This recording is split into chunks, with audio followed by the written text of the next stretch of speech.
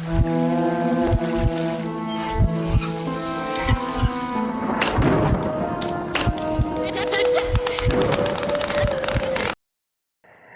के लगभग 10 बजे के आसपास का वक्त था। एक राहगीर जब वहां से निकल रहा था तो उसको दूर से कुछ ऐसा समझ आता है कि दो व्यक्ति यहाँ पड़े हुए हैं।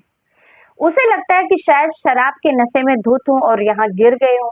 वो जाकर पास से देखने की कोशिश करता है और जैसे ही पास जाता है उसकी चीख निकल जाती है, क्योंकि वो दोनों ही व्यक्ति खून से लथपथ थे, जो कि रात के अंधेरे में उसे दूर से समझ नहीं आ रहा था।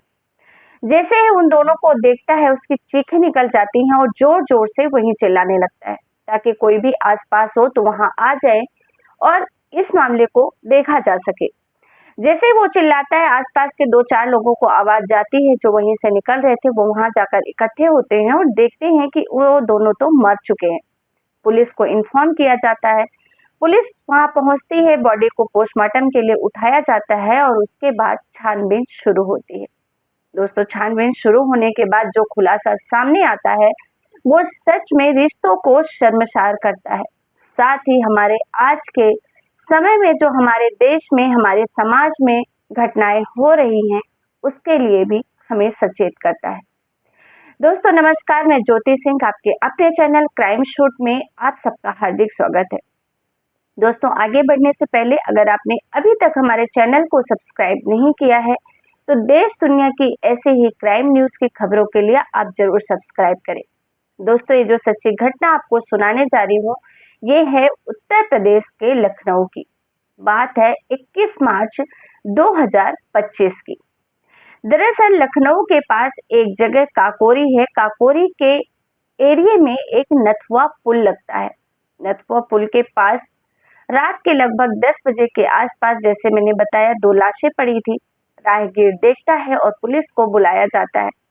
पुलिस के लिए सबसे बड़ा सवाल ये था कि आखिर ये व्यक्ति हैं कौन, इनकी हत्या किसने की, कहां से आए हैं, क्योंकि ये उस गांव के तो रहने वाले व्यक्ति थे नहीं।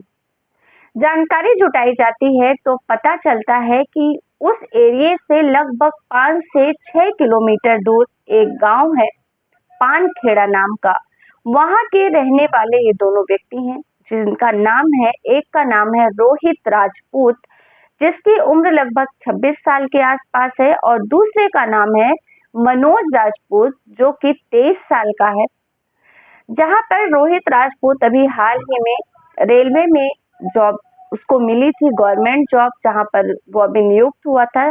और साथ ही जो मनोज राजपूत था वो ITI का स्टूडेंट था जिसकी उम्र 23 साल थी। जब ये जानकारी सामने आती है उन दोनों के परिवार वालों से संपर्क किया जाता है कि ये कहाँ के लिए निकले थे, क्या बात थी। घर वाले दोनों के सेम चीज बताते हैं कि रात के लगभग 8 बजे के आसपास ये दोनों ये कहकर निकलते हैं कि पास के गांव में किसी का बर्थडे है, उनके दोस्त का, और वो बर्थडे में शामिल होने जा रहे हैं और कुछ ही देर में लौट आएंगे। इसके अलावा किसी को कुछ भी नहीं पता था। पुलिस असमंजस में थी कि आखिर क्या करे। सबसे पहले पुलिस कॉल डिटेल्स की पड़ताल करती है। जब कॉल डिटेल्स निकाला जाता है तो जो सौरभ होता है उसके कॉल में कुछ संदिग्ध नहीं मिलता, सब कुछ नॉर्मल था। लेकिन जो मनोज की कॉल डिटेल्स थी उसमें देखा जाता है कि 8 बजे जब ये निकले थे, निकलने से थोड़े वक्त पहले तक एक ही नंबर से लगभग 35 कॉल आ चुके थे। पुलिस को शक होता है और उस नंबर की जब डिटेल निकाली जाती है तो पता चलता है कि ये नंबर फर्जी डॉक्यूमेंट्स के आधार पर लिया गया है। अब कहानी थोड़ी और उलझ जाती है क्योंकि कौन है ये कॉल करने वाला पुलिस को नहीं पता था। वापस से सीढ़ियां निकलवाई जाती है और थोड़ा ज्यादा ध्यान दिया जाता है। और जब ध्यान दिया जाता है तो पता चलता है कि एक और ऐसा नंबर है जिस पर बात तो कभी कभी होती है लेकिन जब भी होती है बात लंबी होती है।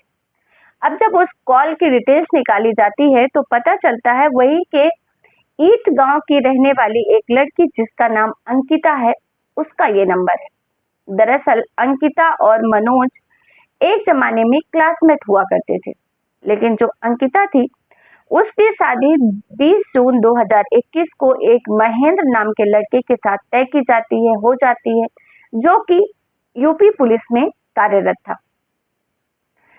क्योंकि ये क्लासमेट थे, पहले से इनकी या प्रेम कहानी चल रही थी या जो भी था, वो थोड़े टाइम के लिए स्टॉप हो जाता है। लेकिन कुछ समय बाद जो लड़की होती है अंकिता, वो एक मेले में जाती है अपने कुछ सहेलियों के साथ और मेले में उसकी मुलाकात वहां पर मनोज से होती है। मनोज से जब आमना सामना होता है तो वो दोनों अपने आप को बात करने से रोक नहीं पाते। फिर से दोनों बातचीत करते हैं और एक दूसरे के साथ अपना नंबर शेयर करते हैं।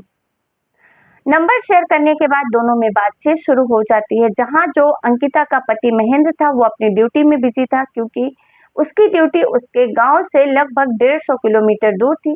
ड्यूटी की वजह से वो रेगुलर घर नहीं आ पाता था, कभी कभार आता था। अब इधर ये बात शुरू हो जाती है। धीरे धीरे इन दोनों की दोस्ती प्यार में बदल जाती है, ताकि उनका पुराना रिश्ता था और इनको वापस प्यार में आने में ज्यादा वक्त नहीं लगता। और इसी बात से इनकी जो परेशानी है यूं कहीं शुरू हो जाती है, क्योंकि जो महेंद्र के घर वाले थे वो महेंद्र को बताते हैं कि बेटा जब तू आता है तो बहू परेशान सी दिखती है, खुश नहीं दिखती, और जैसे ही तू चला जाता है वो खुश रहती है। और यही बात थी जिस पर महेंद्र को शक होता है। महेंद्र को जब शक होता है तो कॉल डिटेल्स निकलवाता है अपनी पत्नी का और उसे पता चलता है कि एक नंबर पे उसकी पत्नी बात करती है। और जब पत्नी से पूछती है तो वो साफ शब्दों में कहती है कि हाँ, एक मनोज नाम के लड़के से मेरी बातचीत होती है, क्योंकि महेंद्र ने ऐसा बोला था कि तुम्हारा पूरा राज खुल चुका है। और महेंद्र अपनी पत्नी से कहता है कि दो में से तुम्हें डिसाइड करना होगा कि तुम्हें किसके साथ रहना है, अपने प्रेमी के साथ रहना है, अपने पति के साथ रहना है। और उस टाइम पे जो अंकिता होती है वो डिसाइड करती है कि मुझे अपने पति के साथ रहना है। और इस तरीके से बात एक बार के लिए शांत हो जाती है। उसके बाद जो महेंद्र होता है वो अपनी पत्नी को एक सिम देता है और कहता है कि आज के बाद उससे बातचीत करना मत, कभी कभार ठीक है लेकिन रेगुलर बातचीत मत करना। सामान्य बात निकलती रहती है। इसी बीच जो महेंद्र होता है उसका जो ट्रांसफर है वो अयोध्या हो जाता है और वो 20 जून को ही छुट्टी पर आया हुआ था। और अपनी पत्नी से कहता है, क्योंकि कॉल डिटेल्स की नजर वो रख रहा था, उसकी पत्नी बात कर रही थी मनोज से और वो कहता है कि तुम एक बार मनोज को बुलाओ, मुझे सिर्फ उससे बात करनी है, कोई लड़ाई झगड़ा नहीं करना है। और पत्नी अपने पति की बातों में आ जाती है और जो उसका बॉयफ्रेंड था उसको कॉल करती है, शायद उसी के लिए जो 35 कॉल्स थे वो उसी ने किए थे मनाने के लिए कि तुम आ जाओ, क्योंकि पहले जो मनोज राजपूत होता है